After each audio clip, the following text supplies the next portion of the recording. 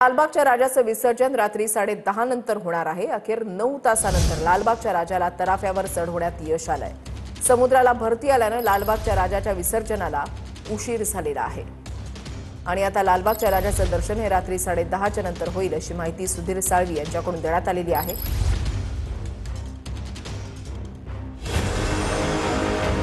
लालबागच्या राजाची मूर्ती गेल्या 9 तासांनंतर नव्या तराफ्यावर चढवण्यात यश आलंय। समुद्राला भरती असल्यामुळे लालबागच्या राजाला तराफ्यावर चढवण्यात अडचणी येत होत्या। अखेर ओहोटी सुरू झाल्यानंतर लालबागच्या राजाच्या मूर्तीला तराफ्यावर चढवण्यात आलं। बाप्पाला तराफ्यावर चढवल्यानंतर कोळी बांधवांना अश्रू अनावर झाले।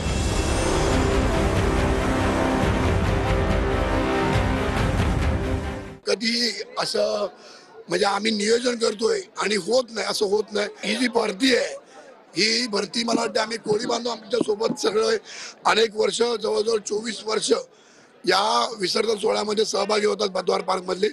मी त्यांच्याशी देखील आता संवाद साधला। त्यांचं म्हणणं आहे की 10:30 ते 11 वाजता रात्री या ठिकाणी हा तराफा फ्लोट होईल आणि त्यानंतर लालबागचा राजा या अरबी समुद्रात गिरगाव चौपाटीमध्ये विसर्जनाकरता मार्गक्रमण करेल। तब्बल 22 तासांची विसर्जन मिरवणूक करून आपला लाडका बाप्पा गिरगाव चौपाटीवर आला।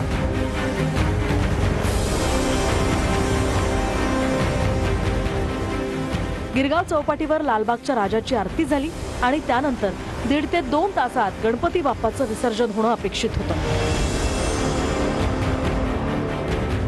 लालबागच्या राजाच्या मूर्तीचं सकाळी 8 वाजता गिरगावात आगमन झालं। विसर्जन मिरवणुकीत प्रत्येक चौकात भक्तांची मोठी गर्दी होत होती। हजारो लोक दर्शनासाठी एकवटल्यानं लालबागचा राजा चौपाटीवर सकाळी 8 वाजता पोहोचला। त्यावेळी चौपाटीवर भरतीचं पाणी वेगानं वाढत होतं। समुद्राला मोठी भरती आल्यानं लालबागच्या राजाचा पाट जड झाला। हा पाट स्वयंचलित तराफ्यावर चढत नसल्यानं लालबागच्या राजाचं विसर्जन थांबलं। भरतीच्या पाण्यामुळे लालबागच्या राजाच्या मूर्तीचा पाट तरंगू लागला।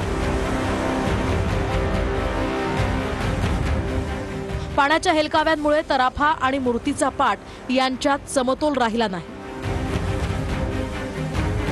तराफा आणि मूर्तीचा पाट यांच्यातला समतोल राखण्याचा प्रयत्न करण्यात आला। शेवटी पाणी कमी होण्याची वाट पाहण्याशिवाय पर्यायच उरला नाही। नाही, त्याचं कारण काय थोडं म्हणजे आजकाल माहिती आहे, म्हणजे गणपती जेव्हा निघतो तेव्हा तो फिरून येतो आणि फिरून आल्यानं काय आलं तिकडे उत्साहित लोक असतात, तो थोडं कधी कधी टाइम होतोय येण्यासाठी। एक 5 मिनिटांनी जाऊन फरक पडला तर या पाण्यामध्ये पण फरक पडतो। म्हणतात ना तुम्ही भरती ओटी, हा काहीच नाही। यंदा गुजरातमध्ये विसर्जनासाठी स्वयंचलित आणि हायड्रोलिक्स यंत्रणा असलेला विशेष तराफा तयार करण्यात आला होता। यापूर्वी लालबागच्या राजाच्या विसर्जनासाठी वापरण्यात येणारा तराफा वेगळा होता। लालबागच्या राजाच्या विसर्जनासाठी अत्याधुनिक तराफा बनवण्यात आला। नव्या तराफ्याला कुठल्याही बोटीच्या सहाय्याची गरज नसते।